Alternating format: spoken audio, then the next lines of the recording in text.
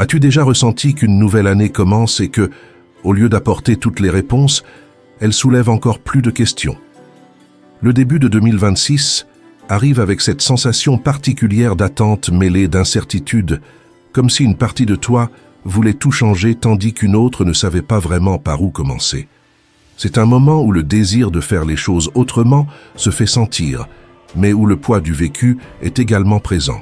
Peut-être portes-tu encore la fatigue d'une année exigeante, d'objectifs non atteints, de promesses restées en suspens ou de tentatives qui t'ont laissé plus épuisé que motivé. Et même si le calendrier indique un nouveau départ, la vie ne redémarre pas automatiquement et n'efface pas le passé d'un simple changement de page.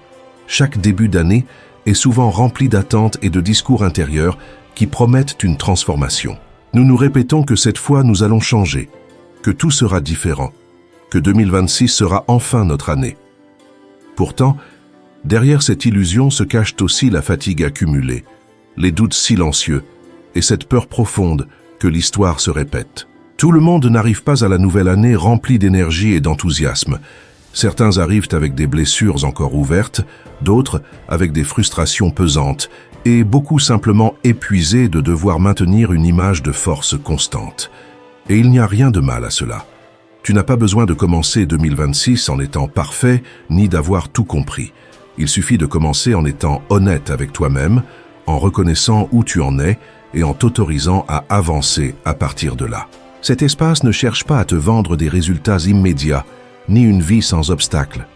Son objectif est de te rappeler quelque chose d'essentiel. La manière dont tu choisis de vivre chaque jour pèse plus que n'importe quel objectif écrit. Les années ne se transforment pas grâce à un nouveau chiffre sur le calendrier, mais grâce aux habitudes que tu répètes en silence, aux petites décisions que tu prends quand tu es fatigué, quand tu doutes ou quand personne ne te reconnaît. Bien commencer 2026 ne signifie pas te pousser jusqu'à l'épuisement, mais avancer avec intelligence. Ce n'est pas charger ta vie de pression, mais lui donner une direction. Il ne s'agit pas d'accélérer le pas, mais de cesser de tourner en rond. C'est pourquoi aujourd'hui, je souhaite te partager 5 habitudes simples et réalistes, pensées pour des personnes ordinaires et non pour des versions idéalisées des réseaux sociaux. Elles ne cherchent pas à tout changer d'un coup, mais à t'aider à construire une année avec plus de calme, de clarté et de sens. Si tu ressens que cette année tu veux faire les choses autrement, accompagne-moi jusqu'au bout. La première habitude consiste à commencer l'année avec une direction, et pas seulement avec de l'enthousiasme. L'une des erreurs les plus fréquentes au début d'un nouveau cycle est de dépendre uniquement de la motivation. Avoir envie est important, mais ce n'est pas quelque chose de constant. Il y a des jours pleins d'énergie et d'autres où se lever est déjà difficile, et c'est à ces moments-là que beaucoup abandonnent. Avoir une direction signifie savoir ce que tu veux construire, même si le chemin n'est pas encore totalement clair. Cela n'implique pas d'avoir toutes les réponses, mais d'arrêter d'avancer sans but. Commencer 2026 avec une direction, c'est te poser des questions simples mais profondes. Qu'est-ce que je veux améliorer cette année? Quel schéma je ne veux plus répéter? Quelles activités me prennent du temps et de l'énergie sans m'apporter de valeur? Il n'est pas nécessaire d'avoir une liste interminable d'objectifs. Parfois, une intention claire vaut mieux que 10 résolutions vite oubliées. Cela peut être quelque chose d'aussi concret que vivre avec moins de précipitation, mieux prendre soin de ton corps, apprendre à poser des limites ou être plus constant dans ce qui te fait réellement du bien. Lorsque tu as un cap clair, même les journées difficiles prennent du sens. Tu n'agis plus par habitude ou par inertie, mais parce que tu sais où tu vas. Même si le progrès est lent, il reste un progrès. Cette approche t'invite à commencer l'année dans la sérénité, avec plus de clarté mentale et en étant honnête avec toi-même. Il s'agit de tracer ton propre chemin, pas de répondre aux attentes des autres. 2026. Ne te demande pas la perfection, seulement la conscience de la direction que tu veux prendre. La deuxième habitude consiste à apprendre à prendre soin de toi, même dans les moments où tu n'en as pas envie. L'une des erreurs les plus courantes est de croire qu'il faut d'abord se sentir bien pour commencer à s'occuper de soi. Nous attendons la motivation, l'énergie ou la bonne humeur, et pendant ce temps, nous nous oublions. La vérité, c'est que le soin de soi naît rarement de l'enthousiasme, mais plutôt d'une décision consciente. Commence par de petits gestes qui, même s'ils semblent simples, soutiennent ton bien-être lorsque tout devient lourd. Prendre soin de toi ne se limite pas à mieux manger ou à bouger davantage. Cela implique aussi de te reposer sans culpabilité, de te déconnecter lorsque tu es saturé et d'accepter que tu ne peux pas tout gérer en permanence. C'est te dire, aujourd'hui n'a pas été une bonne journée, mais je mérite quand même de l'attention et du soin. Bien souvent, nous faisons preuve de compréhension envers les autres lorsqu'ils échouent, mais nous sommes implacables avec nous-mêmes. Adopter cette habitude au début de 2026, c'est sortir d'une vie vécue en mode résistance permanente. C'est reconnaître que ton esprit et ton corps ne sont pas des machines et que les ignorer finit toujours par avoir un coût. Prendre soin de toi, c'est aussi poser des limites, ne pas dire oui à tout, ne pas porter des responsabilités qui ne t'appartiennent pas et comprendre que dire non est parfois une façon de te dire oui. Tu n'as pas besoin de toucher le fond pour commencer à mieux te traiter. Tu peux le faire maintenant, même fatigué, même sans motivation. Lorsque le soin devient une pratique quotidienne et non une exception, l'année cesse de ressembler à une bataille constante et commence à être vécue comme un chemin plus humain et plus supportable. La troisième habitude consiste à apprendre à gérer tes pensées au lieu de les croire toutes.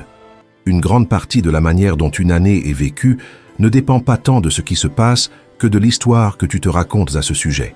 L'esprit peut être un allié puissant, mais aussi devenir une source permanente d'anxiété si tu n'apprends pas à l'observer avec distance. Cette habitude ne consiste pas à te forcer à penser positivement, ni à ignorer ce qui fait mal, mais à ne pas laisser chaque pensée diriger ta journée. Tout au long de l'année, des doutes, des peurs et des comparaisons inévitables apparaîtront.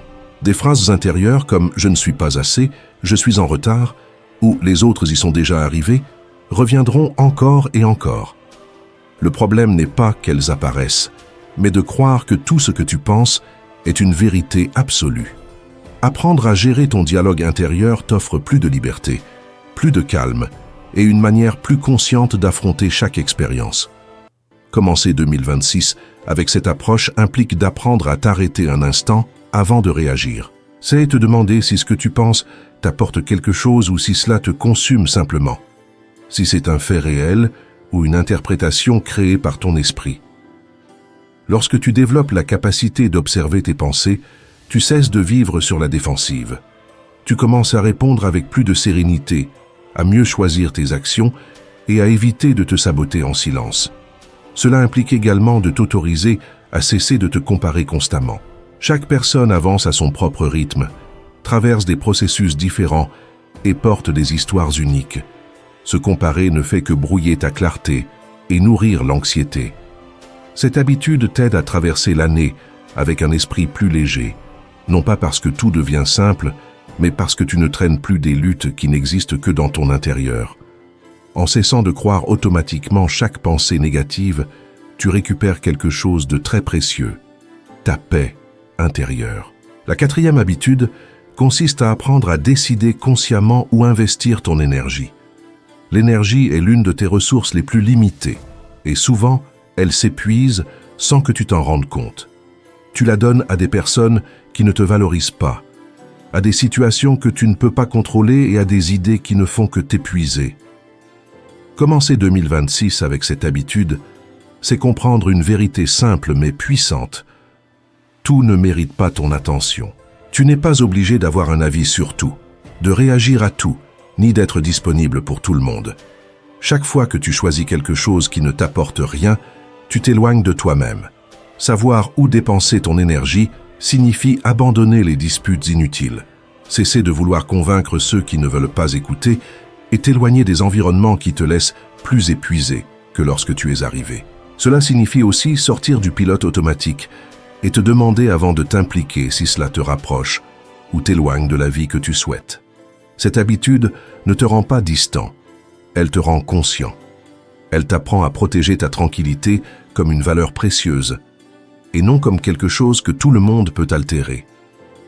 Lorsque tu gères mieux ton énergie, l'année paraît plus légère, avec plus de concentration, de clarté et moins d'épuisement émotionnel. Mieux vivre, ce n'est pas faire plus, mais cesser d'investir ton énergie dans ce qui ne la mérite pas. La cinquième habitude consiste à apprendre à vivre l'année avec présence, au lieu de simplement attendre qu'elle passe. Beaucoup de personnes traversent les mois comme si elles comptèrent les jours, attendant le week-end, les vacances ou un événement important pour se sentir bien, tandis que la vie s'écoule dans le quotidien. Commencer 2026 avec cette habitude, c'est revenir au présent, être vraiment là où tu es et faire ce que tu fais sans que ton esprit soit toujours ailleurs.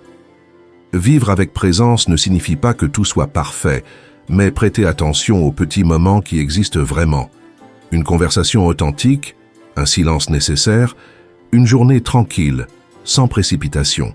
Cela implique également de cesser de remettre sa vie à plus tard, de ne pas attendre d'avoir plus de temps, plus d'argent ou que tout soit en ordre. La vie ne se passe pas dans le « après », elle se passe maintenant. Être présent permet de profiter davantage et de souffrir moins. Car lorsque ton esprit ne se projette pas constamment dans le futur, ni ne reste coincé dans le passé, la sérénité apparaît. Cette approche t'invite à ralentir, à cesser de courir sans but clair et à commencer à vivre ton année de manière consciente plutôt que de la laisser simplement passer devant toi.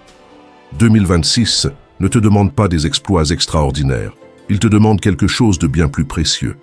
Être véritablement présent dans ta propre vie. La nouvelle année ne sera pas parfaite. Il y aura des jours lumineux, d'autres compliqués et des moments où tu douteras de toi-même. Et cela fait partie de l'expérience humaine. La différence ne sera pas faite par le calendrier, mais par toi, à travers les petites décisions que tu répètes chaque jour. La manière dont tu te parles, comment tu prends soin de toi, où tu choisis de placer ton énergie et combien de présence tu mets dans ce que tu vis. Ces habitudes ne sont pas conçues pour t'en demander davantage, mais pour t'aider à mieux vivre. Ce ne sont pas des règles strictes, mais des rappels bienveillants que tu peux avancer sans précipitation, te transformer sans te blesser et grandir sans t'abandonner dans le processus. Si une partie de ce message a résonné en toi, garde-la. N'essaie pas de tout changer d'un coup. Commence par une seule habitude, celle dont tu as le plus besoin en ce moment. L'année ne fait que commencer, et il est encore temps de construire un 2026 avec plus de calme, plus de clarté et un sens plus profond. Si ce message t'a apporté quelque chose de positif, soutiens-le avec un like, partage-le avec quelqu'un à qui il pourrait servir et abonne-toi pour que nous continuions à réfléchir ensemble tout au long de l'année. On se retrouve au prochain rendez-vous.